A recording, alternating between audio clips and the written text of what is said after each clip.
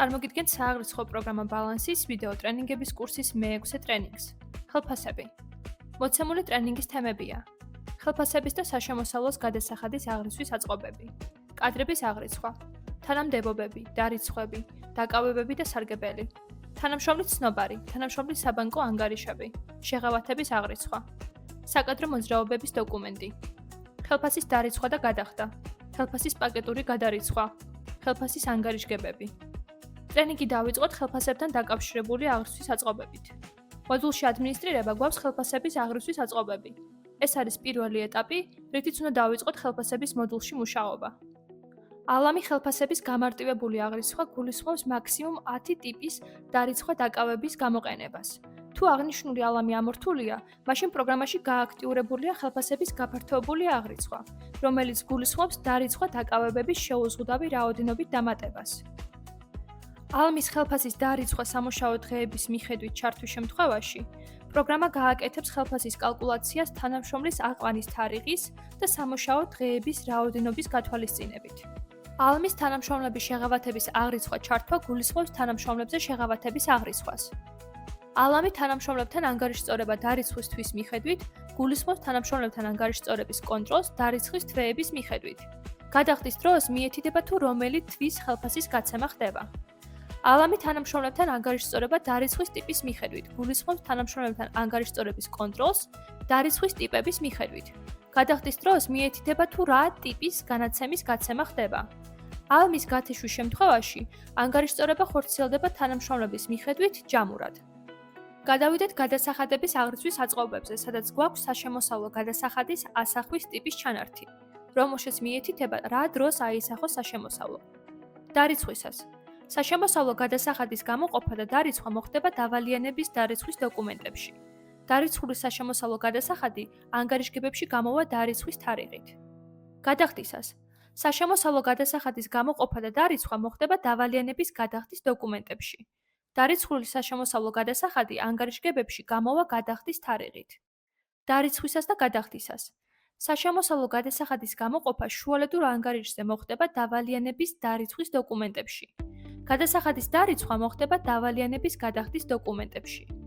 დარიცხული საშემოსავლო გადასახადი ანგარიშგებებში გამოვა გადახდის თარიღით. გადავიდეთ ხელფასების მოდულში და კადრების აღრიცხვის პუნქტიდან გავხსნათ თანამდებობების ჩანართი.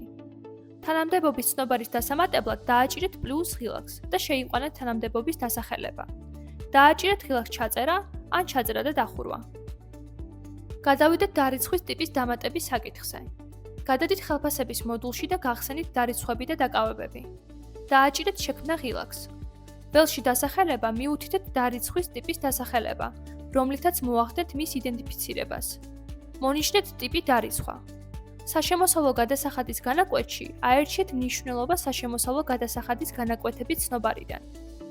აქ მითითებული მნიშვნელობის მიხედვით ხდება საშემოსავლო გადასახადის გაანგარიშება. იმ შემთხვევაში თუ გსურთ, რომ ხელფასის დარიცხვის დოკუმენტში პროგრამამ გადათვალოს დანიშნული ხელფასი, შესაბამის დარიცხვა დაკავების ტიპზე უნდა იყოს ჩართული ალამი დარიცხვაში საკადრო ცვლილებების გათვალისწინება.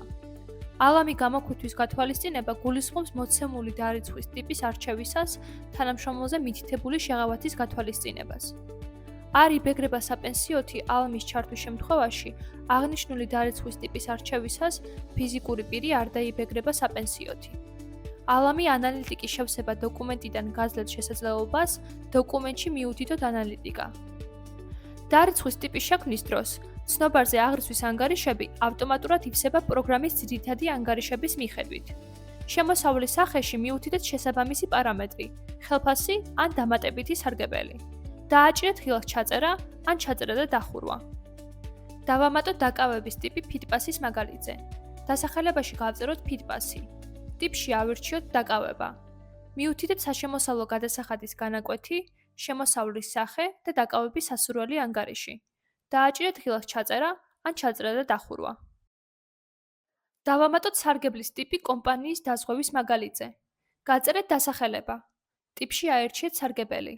თანამშრომელზე გაწეულ ხარჯის ტიპში გაქვთ ორი ოფცია: მომწოდებლისგან მიღებული მომსახურება ან კომპანიის რესურსი. მონიშნეთ სასურველი ალამი. შეგიძლიათ იხილოთ ბუღალტრული გატარებების მაგალითი თითოეული ალმის არჩევის შემთხვევაში. განსაზღვრეთ საშემოსავლოს გადახდის წყარო. საშემოსავლო ხარჯს გასწევს კომპანია, თუ საშემოსავლო უკავდება თანამშრომლოს ხელფასიდან. შეგიძლიათ იხილოთ ბუღალტრული გატარებების მაგალითი თითოეული ალმის არჩევის შემთხვევაში. აირჩიეთ საშემოსავლო გადასახადის განაკვეთი. დააჭირეთ ხილაკს ჩაწერა, ან ჩაწერა და დახურვა. დავამატოთ თანამშრომლის ცნობარი. თანამშრომლის ცნობარის დასამატებლად კადრების აღრიცხვის პუნქტიდან ავირჩიოთ თანამშრომლების ჩანართი. დააჭირეთ პლუს ხილაკს და შეიყვანეთ ინფორმაცია თანამშრომლის შესახებ. ჩაწერეთ პირადი ნომერი. საჭიროების სამეფოს შესაძლებელია პირადი ნომრის ჩაწერის შემდეგ გლობუსის ხილაკის გამოყენება. მიუთითეთ გვარი და სახელი. სხვა ველების შევსება შეგიძლიათ სრული სამეფო. დააჭირეთ ხილაკს ჩაწერა. თანამშრომლის საბანკო ანგარიშის დამატებისთვის საბანკო ანგარიშის ველში დააჭირეთ ყველას ჩვენება ხილაკს. პლუს ხილაკზე დაჭერით გადახვალთ საბანკო ანგარიშის შექმნის ნაწილზე, სადაც თანამშრომლის ველი შევსებული დახვდებათ შესაბამისი თანამშრომლით. მიუთითეთ ანგარიშის ნომერი და ვალუტა. აირჩიეთ ბანკი, რომელშიც გახსნილია ეს საბანკო ანგარიში. ბანკის კოდი ავტომატურად გადაივსება ბანკის არჩევის შემდეგ. დასახელების ველში შეგიძლიათ მიუთითოთ ორი ხელმისაწვდომი პარამეტრიდან ნებისმიერი. დააჭირეთ ხილაკს ჩაწერა, ან ჩაწერა და დახურვა. შემდეგ აირჩიეთ დამატებული საბანკო ანგარიში და შეინახეთ ცვლილება ხილაკზე ჩაწერა, ან ჩაწერა და დახურვა დაჭერით. განვიხილოთ თანამშრომლზე შეღავათის აღრიცხვა. გადადით გამოქვითვის ჩანართში და დააჭირეთ პლუს ხილაკს. გააწერეთ პერიოდი, რომლისთვისაც დგინდება შეღავათი. გამოქვითვის პროცენტი. ეს არის ველი, რომლის მიხედვითაც განისაზღვრება რა ნაწილი უნდა გაიქვითოს თანამშრომლის შეღავათის თანხიდან. ამ შემთხვევაში გავწეროთ 100. გამოქვითვის თანხაში იწერება კანონის მიხედვით გათვალისწინებული თანხობრივი შეღავათი, მაგალითად 3000 ან 6000 ლარი. ასევე შეგიძლიათ მიუთითოთ შემოსავალი წინა სამუშაო ადგილიდან მისი არსებობის შემთხვევაში. დააჭირეთ ხილაკს ჩაწერა და დახურვა. თანამშრომლის გასააქტიურებლად შევავსოთ საკადრო მონაცემები. აღნიშნული დოკუმენტის შექმნა შესაძლებელია როგორც თანამშრომლის ცნობარიდან, ასევე ხელფასების მოდულში განთავსებული კადრების მოძრაობის პუნქტიდან. განვიხილოთ ორივე შემთხვევა. ჯერ შევქმნათ კადრების მოძრაობის დოკუმენტი თანამშრომლის ცნობარიდან. ამისთვის დააჭირეთ ხილაკს საკადრო მონაცემების შევსება. მივიღოთ თანამშრომელი მიმდინარე წლის 1 იანვრით.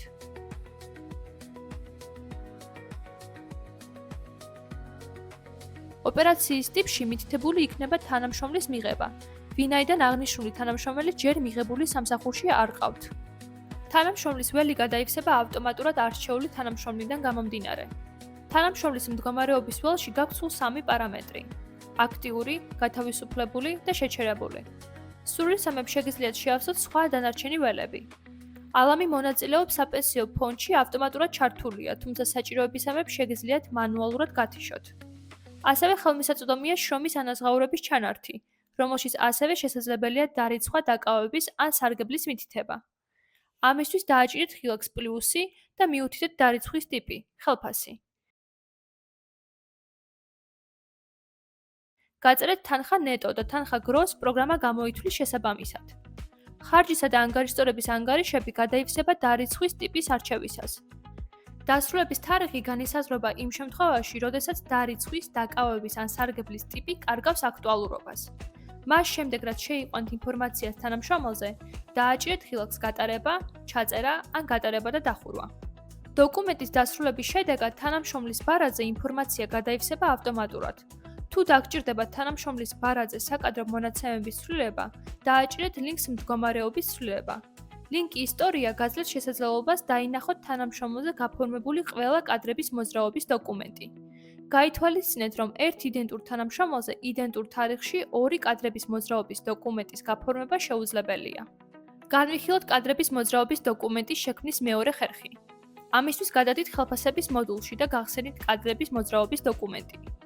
დააჭირეთ ხილაკს პლუსი. აირჩიეთ ოპერაციის ტიპი.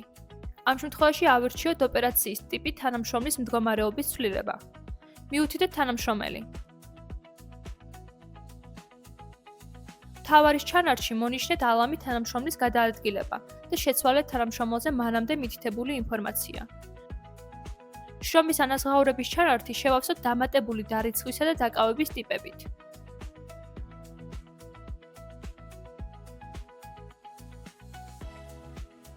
მონაცემების სრულების შემდეგ დააჭირეთ ღილაკს გატარება, ჩაწერა ან გატარება და დახურვა. გადავიდეთ ხელფასის დარიცხვის დოკუმენტის განხილვაზე.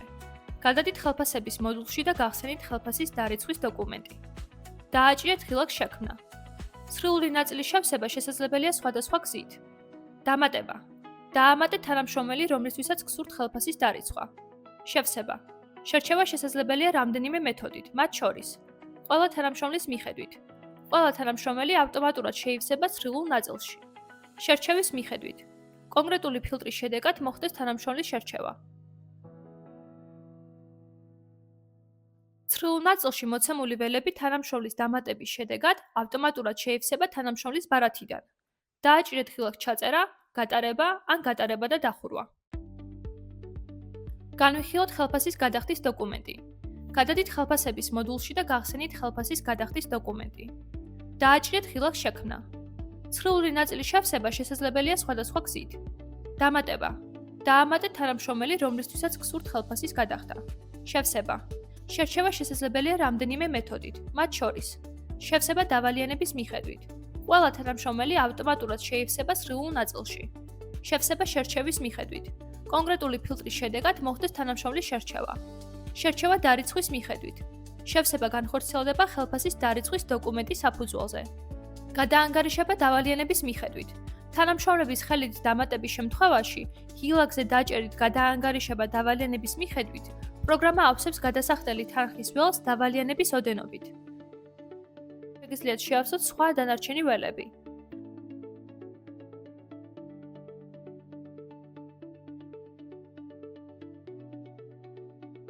ცხრილულ ნაწილში მოცემული ველები თანამშრომლის დამატების შედეგად ავტომატურად შეივსება თანამშრომლის ბარათიდან.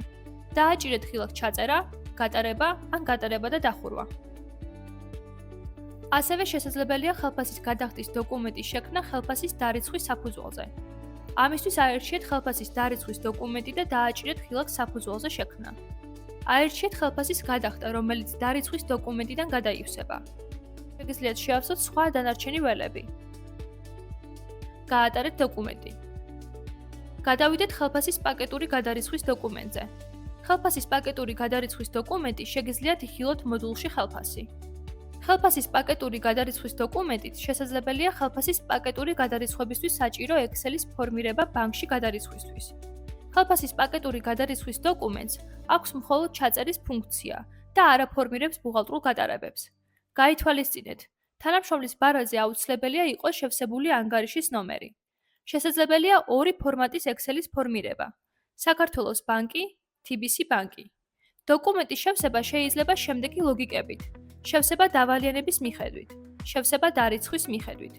ხელფასის პაკეტური გადარიცხვის შექმნა ასევე შესაძლებელია ხელფასის დარიცხვის დოკუმენტის საფუძვლად. მოდით შევქმნათ ხელფასის პაკეტური გადარიცხვის დოკუმენტი ხელფასის დარიცხვის დოკუმენტის საფუძველზე. შეგიძლიათ შეავსოთ სხვა დანარჩენი ველები.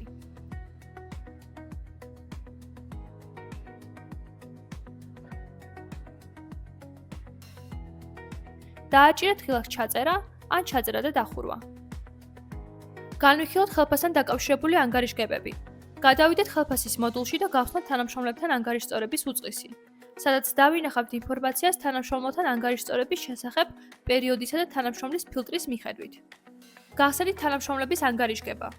აღნიშნულ ანგარიშგებაში შეგიძლიათ იხილოთ ზოგადი ინფორმაცია თანამშრომლის ან თანამშრომლების შესახებ. შემდეგი ანგარიშგება გადასახდელი ხელფასის უწყისი. წარმოადგენს შიდა ანგარიშგების დოკუმენტს, რომელშიც ასახულია დასაქმებულებზე გასაცემი ხელფასები კონკრეტული საანგარიშო პერიოდისთვის. დოკუმენტი მოიცავს ინფორმაციას თანამშრომელთა შესახებ, დარიცხული ხელფასის ოდენობაზე, დაქვითვებზე, გადასახადები, სხვა დაკავებები, გასაცემ ნეტო ხელფასზე. გადადით RS-ის მოდულში და გახსენით ანგარიშგება დანართი A, ინფორმაცია განაცემების შესახებ. ანგარიშგება, რომელშიც ასახულია საანგარიშო პერიოდში განხორციელებული ყველა განაცემი. დოკუმენტი მოიცავს ინფორმაციას განაცემის მიმღების შესახებ, გაცემული თანხის ოდენობაზე. აღნიშნული დანართი უზრუნველყოფს ორგანიზაციიდან განხორციელებული გადახდების გამჭვირვალე და სისტემურ აღრიცხვას. ასევე გადატვირთვა ღილაკზე დაჭერით ანგარიშგების სასურველ ფორმატში შენახვას და RS-ზე ატვირთვას. ხელმისაწვდომია ასევე საპენსიო დეკლარაცია, რომლის მეშვეობითაც ხდება დასაქმებულთა საპენსიო შენატანების დეკლარირება შესაბამის ორგანოში. დეკლარაციაში ასახულია დასაქმებულთა შესახებ ინფორმაცია, დარიცხული ხელფასები, საპენსიო შენატანების ოდენობა. განვიხილოთ შემდეგი ანგარიშგება: საშემოსავლო დეკლარაციის დანართი A საპენსიო შენატანებით, რომელშიც შეგიძლიათ იხილოთ ფიზიკურ პირზე დაფიქსირებული განაცემი და საპენსიო შენატანი. გილაკზე გადატვირთვა დაჭერით, შეგიძლიათ ანგარიშგება ჩამოტვირთოთ და RS-ის პორტალზე ატვირთოთ. იმედი მაქვს მიღებული ინფორმაცია სასარგებლო იქნება თქვენს პრაქტიკულ საქმიანობაში. დღეისთვის სულ ეს იყო. მადლობთ ყურადღებისთვის და შევხვდებით მომდევნო ტრენინგზე.